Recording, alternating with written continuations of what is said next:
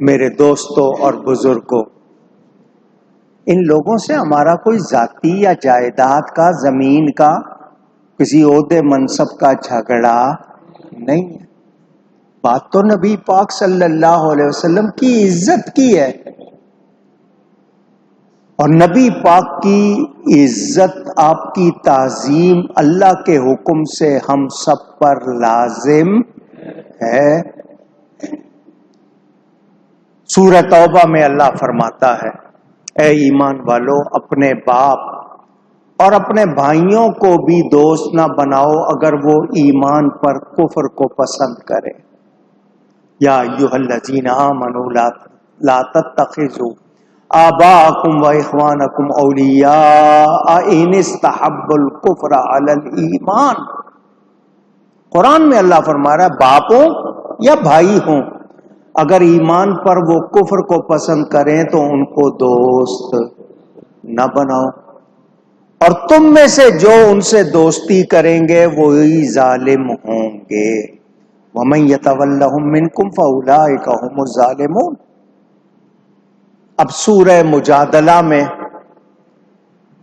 اللہ فرماتا ہے، لا تجد قوم یؤمنون باللہ والیوم الآخر، تم نہیں پاؤ گے انہیں جو ایمان لاتے ہیں اللہ اور قیامت کے دن پر، کہ ان کے دل میں ایسوں کی محبت آنے پائے جنہوں نے اللہ اور اس کے رسول کی مخالفت کی۔ کوئی ایمان والا ایسا نہیں ملے گا، سچا ایمان والا جو قیامت کے دن پر ایمان رکھتا ہے، اللہ پر ایمان رکھتا ہے، کہ وہ اپنے دل میں ایسے لوگوں کی محبت آنے دے جنہوں نے اللہ اور اس کے رسول کی مخالفت کی، چاہے وہ ان کے باپ یا بیٹے یا بھائی یا عزیز ہی کیوں نہ ہو۔ یہ ہیں وہ لوگ جن کے دلوں میں اللہ نے ایمان نقش کر دیا ہے، اپنی طرف کی روح سے ان کی مدد فرمائی ہے، اور انہیں باغوں میں لے جائے گا جن کے نیچے نہریں بہہ رہی ہیں، ہمیشہ رہیں گے وہ ان میں، اللہ ان سے راضی، وہ اللہ سے راضی۔ اور سن لو، یہی لوگ اللہ والے ہیں، بلا شبہ یہی فلاح پانے والے ہیں۔ ان دو آیتوں سے پتہ کیا چلا کہ مومن، ایمان والا کبھی ایسے لوگوں سے دوستی نہیں کرے گا جو ایمان پر کفر کو پسند کریں گے یا اللہ اور اس کے رسول کی جناب میں گستاخیاں کریں یا ان کی مخالفت کریں، خواہ وہ آپ کے کتنے قریبی رشتہ دار ہوں، دوست ہوں، پیارے ہوں۔ پھر آپ کو جب پتہ چل جائے کہ وہ گستاخی کر رہے ہیں، اور پھر آپ ان کی محبت یا دل میں ان کے لیے جگہ رکھیں، تو فرما دیا پھر مسلمان نہیں بلکہ کون ہو گئے؟ ظالم۔ کیا ہو جاؤ گے؟ ظالم۔ اور اللہ ظالموں کو ہدایت نہیں دیتا۔ اللہ فرماتا ہے، اب دیکھیں قرآن کی آیتیں سنیں، وَعَلَّمْنَاهُ مِن لَّدُنَّا عِلْمًا۔ اللہ فرماتا ہے خضر علیہ السلام کو ہم نے اپنا علم لدنی عطا کیا، اپنی طرف سے علم لدنی، اپنے علم سے عطا کیا۔ تفسیر ابن جریر میں حضرت عبداللہ ابن عباس رضی اللہ تعالی عنہما سے روایت کہ خضر علیہ السلام کان رجلا یعلم الغیب، ملا کے پڑھیں گے تو رجلین یعلم الغیب، کہ وہ خضر علیہ السلام وہ مرد علم غیب جانتے تھے۔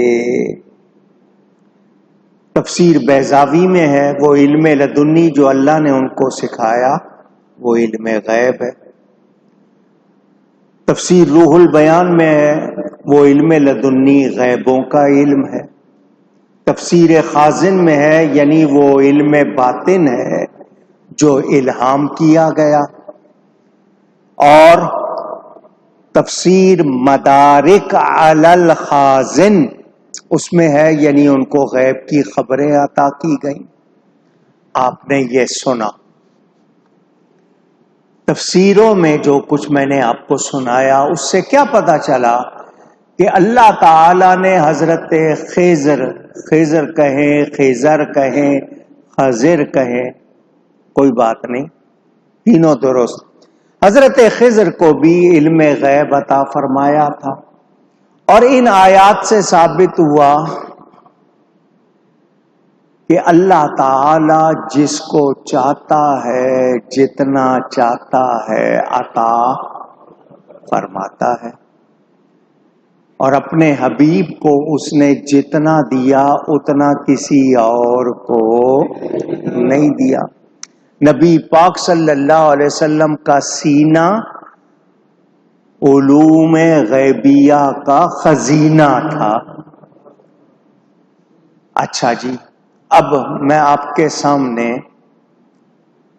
وہ آیتیں پڑھ رہا ہوں جو پیش کر کے بتاتے ہیں جن میں علم غیب کی نفی ہے، وہ بھی سن لیں.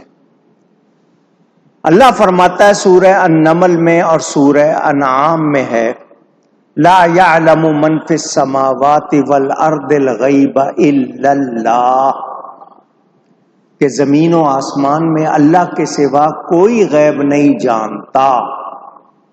وعنده مفاتح الغیب لا يعلمها الا هو، اور اسی کے پاس غیب کی کنجیاں ہیں، انہیں اللہ کے سوا کوئی جانتا نہیں. اب آپ نے قرآن کے دو مقامات سے الفاظ سنے. ان آیتوں کو پڑھ کے کوئی کہے کہ دیکھو اللہ ہی فرما رہا ہے کہ اللہ کے سوا کوئی جانتا نہیں. خود اللہ فرما رہا ہے اللہ کے سوا کوئی غیب نہیں جانتا، اور غیب کی چابیاں اللہ ہی کے پاس ہے. تو اب سن لیں، میں نے پہلے بھی بتا دیا، پھر کہہ رہا ہوں، بالذات، خود سے. آپ بھی یہ لفظ کہیں، ذرا اونچی کہیے. بالذات کا مطلب کیا ہے؟ خود سے، یعنی ذاتی طور پر خود سے اللہ کے سوا کوئی جانتا نہیں. اللہ کے سوا کوئی نہیں جانتا خود سے. اور ہمارا ایمان ہے کہ اللہ کے بتائے بغیر کوئی جان سکتا. غیب کا علم اللہ کے عطا کرنے سے جان سکتا ہے، خود سے نہیں جان. جو شخص کسی غیر خدا کے لیے بالذات یعنی خود سے جاننے والا مانے، ہمارے نزدیک وہ مومن نہیں. دھیان سے سن لیں. اگر جو بات میں نے کی ہے، یہ توجیح جو میں نے کی ہے، اگر کوئی کہے کہ نہیں یہ توجیح غلط ہے، تو پھر بعض آیتوں سے علم غیب کا اس بات یعنی ثابت ہونا اور بعض میں نفی ہونا، تو آدھا مانیں گے یا پورا مانیں گے؟ دونوں طرح کی آیتوں کو ماننا ہو. جن آیتوں میں یہ ہے کہ علم غیب اللہ عطا کرتا ہے وہ بھی ماننی پڑیں گی، جن میں ہے کہ اللہ کے سوا کوئی نہیں جانتا وہ بھی ماننی پڑیں گی. کسی ایک طرف نہیں ہو سکتے، دونوں پر ایمان رکھنا ہوگا. تو بات وہی ہوگی کہ اللہ کے بتائے بغیر کوئی جان سکتا نہیں. اچھا، اللہ فرماتا ہے افتؤمنون ببعض الکتاب وتکفرون ببعض، کیا تم اللہ کی کتاب کے بعض حصے پر ایمان لاتے ہو اور بعض سے انکار کرتے ہو، کفر کرتے ہو؟ تو تم میں جو ایسا کرے اس کی سزا کیا ہے سوائے اس کے کہ دنیا میں رسوائی اور قیامت کے دن شدید عذاب. آپ نے سن لیا. اب میں پوچھنا چاہتا ہوں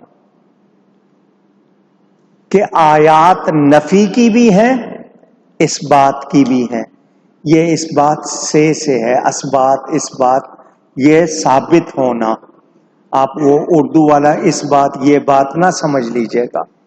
نفی اور اثبات. اگر نفی کی آیات